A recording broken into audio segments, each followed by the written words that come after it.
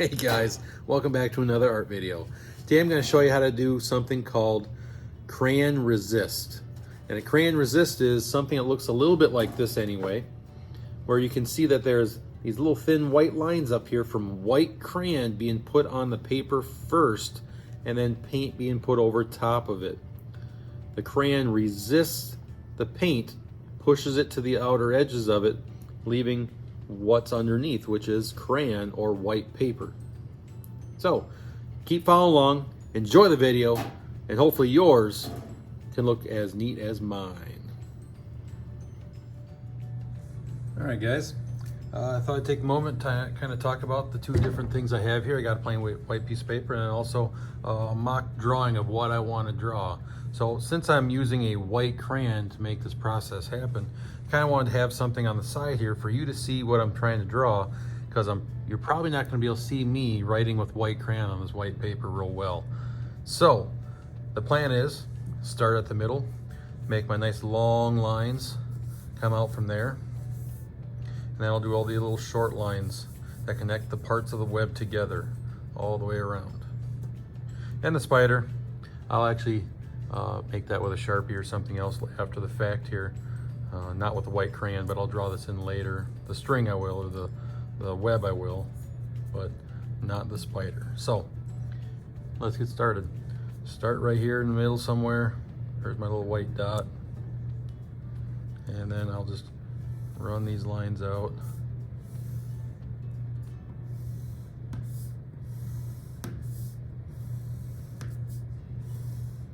Like I said, kind of hard to see those lines, I bet, right now. I can barely see them. But I will draw these lines in here as best as I can. Having a hard time seeing them.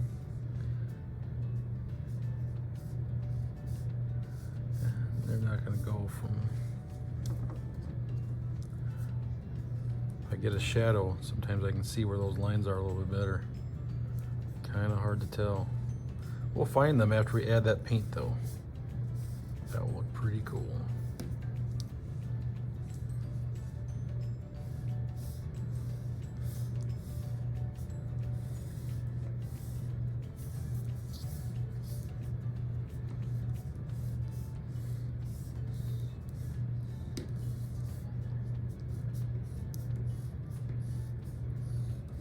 And from that single dot, I'm going to put that one string coming down where that spider's coming down off that web, and I'll draw him in just a minute.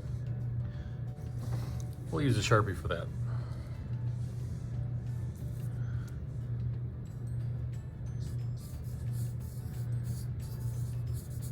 Just fill them in nice and dark.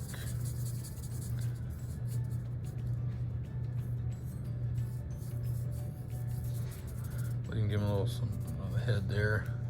And then the little legs.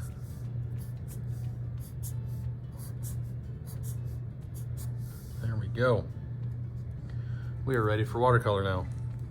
We'll slide that off to the side and slide the paints in. Now I'm using a bigger brush because I want to put a lot of water down. A lot of water on this one so we get this little spotty, hazy sky kind of thing going on behind it. We're focused on the spider. Maybe even after putting the water on, you're going to notice that there's that crayon showing off now. We'll see here. Get my paper wet and I'll add a little bit of blue. Just a little bit, we don't want too much. And instantly we can start to see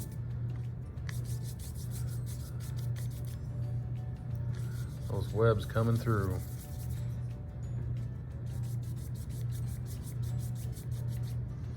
Add some other colors like purple. I think that's a really kind of neat color to put into this. Really makes that sky a little bit more richer with color, a little more vibrant, a little more happening because of it. A little more exciting then too.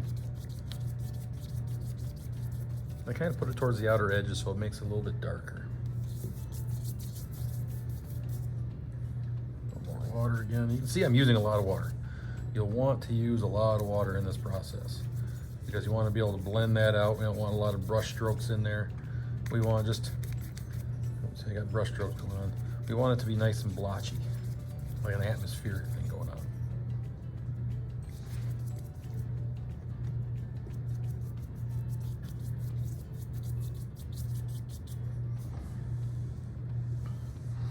And just like spider webs are in real life, a little hard to see. And that's what we're kind of replicating here right now. Something that's just a little hard to see. We're gonna add a little heat to this. Warm up part of my picture just a little bit.